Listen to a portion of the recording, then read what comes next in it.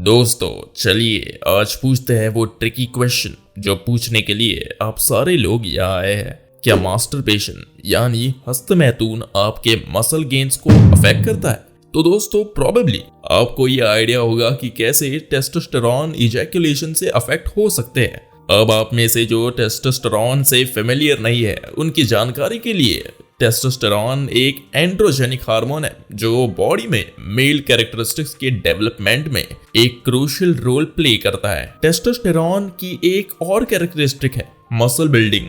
Testosterone के इस role के बारे में जानना आपके लिए जरूरी है और दोस्तों इस वीडियो में हम आपको यही बताएंगे।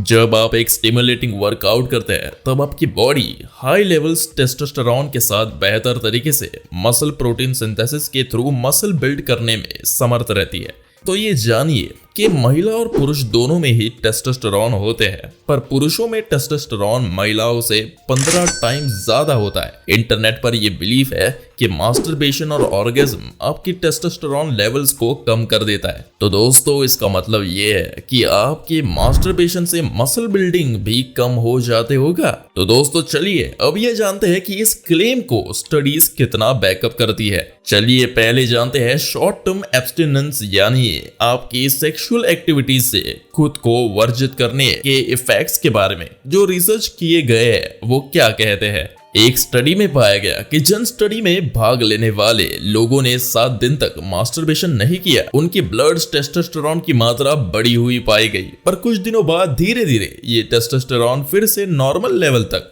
और कभी कभी नॉर्मल से भी कम लेवल पर पाए गए। एक और स्टडी में ये देखा गया कि 3 वीक्स आपके बिना मास्टरबेशन के रहने पर या फिर वेट करने पर टेस्टोस्टेरॉन में थोड़ी बढ़ोतरी पाई गई।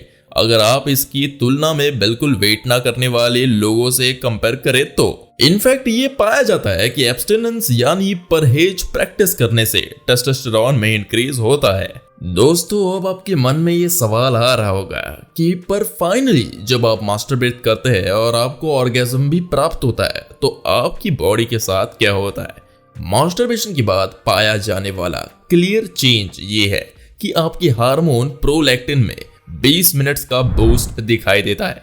प्रोलैक्टिन हार्मोन सेक्सुअल डिजायर्स और ऑर्गेज्म सप्रेस करने के पर्पस को सर्व करता है।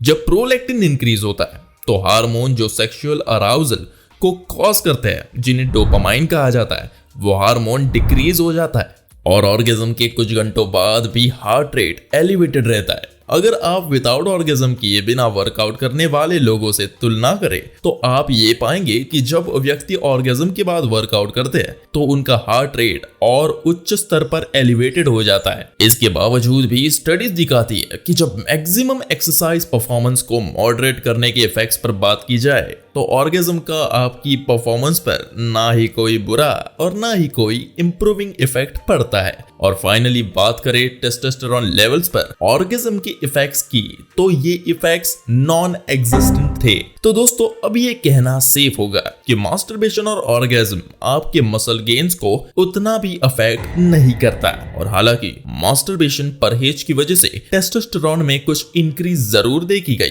पर यह डिफरेंस सेक्सुअल एक्टिविटी का होल्ड या फिर वर्जित रहने को जस्टिफाई नहीं करता। इनफैक्ट बाकी कुछ फैक्टर्स को देखा जाए तो ये चेंजेस आपको कंसीडर करने की जरूरत भी नहीं है, पर ये सब बताने के बाद भी आपको खुद को लिमिट में रखना जरूरी है। अगर आप उन लोगों में से एक है जो मास्टरबेशन बहुत ऑफनली करते हैं और इस वजह से आपके पास जिम के लिए टाइम नहीं होता, या फिर आप उन टाइप वाले लोगों में से है जिनको मास्टरबेशन के बाद जिम जाने का मोटिवेशन नहीं रहता, या फिर आप फील करते हैं कि जिम जाने के लिए आप रेडी नहीं है, तो जरूर मास्टरबेशन करना आपके गेन्स को डैमेज करेगा। जैसे लाइफ में बाकी सारी चीजों में मॉडरेशन होना जरूरी है वैसे इसमें भी मॉडरेशन बहुत जरूरी है, ये जान लीजिए। अब मास्टरबेशन पसंद करने वाले लोग होपफुली इस न्यूज से जरूर रिलीव्ड फील कर रहे होंगे। इतना जान लीजिए कि आपके गेन्स मास्टरबेशन करने के बाद भी ठीक रहेंगे। अगर आपने ये वीडियो इंफॉर्मेटिव पाया हो तो प्लीज इसे लाइक और शेयर करें